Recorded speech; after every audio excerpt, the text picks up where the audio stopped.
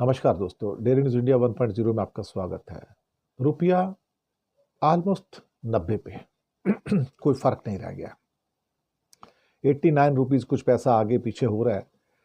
RBI की latest जो indications आ रहे हैं, जो कल के बहुत सारे इकोनॉमिक पेपर्स के अंदर भी हैं, कि आरबीआई ने इस बात को ऑलमोस्ट एक्सेप्ट कर लिया है कि हम 90 को क्रॉस करने जा रहे हैं और 90 से क्रॉस करने को हमें कोई रोक नहीं पाएगा। ये बात बिल्कुल अब सही हो गई है। दरअसल दुनिया की टूटती हुई मार्केट्स, जी हाँ, दुनिया की टूटती हुई मार्केट्स, डूबता हुआ जापान, डूबता हुआ यूरोपियन यूनियन का 27 देश, जाता हुआ महंगाई के चोट से ये कहते बेहाल अमेरिका और मंदी में जाता हुआ। ऐसे में हमारे पास क्या उम्मीद है? क्या हमारे पास कोई उम्मीद है?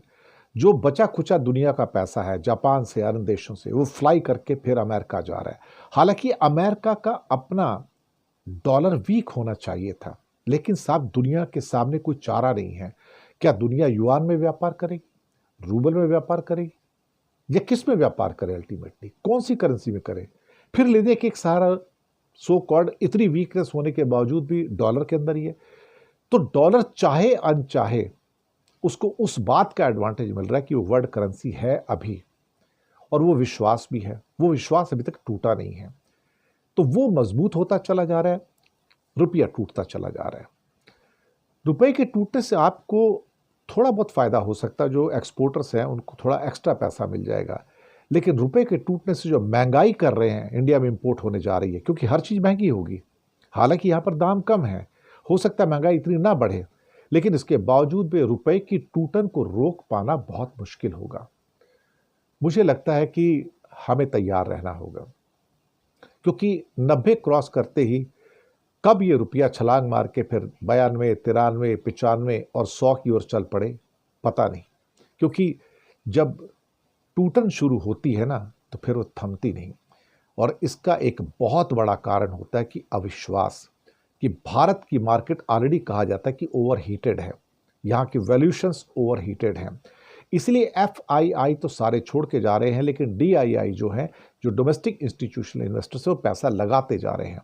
बैंकों के पास पैसे की कमी हो गई है, क्योंकि बैंकों के अंदर लोग पैसा जमा कराते तो हैं, लेकिन तुरंत निकाल के सोना खरीद लेते हैं, इक्विटी ले लेते हैं, म्यूचुअल फंड ले लेते हैं। तो बैंकों के अंदर सेविंग का पैसा रुकता ही नहीं है। इसलिए क्रेडिट बैंकों से ज़्यादा हो चुका है और सेविंग कम हो चुकी है। ये बड़ी चिंताग्रस्त स्थिति है। इनको देखते हुए रुपए की हालत और ज़्यादा वीक हो रही है। दूसरा, भारत सरकार के ऊपर जो बढ़ता हुआ कर्ज है और कर्ज की जो रीपेमेंट है, अब चूंकि रेवेन्यू वीक हो रहे हैं, तो ये हमारी स्थितियों को और ज़्यादा कमज़ोर कर रहे हैं।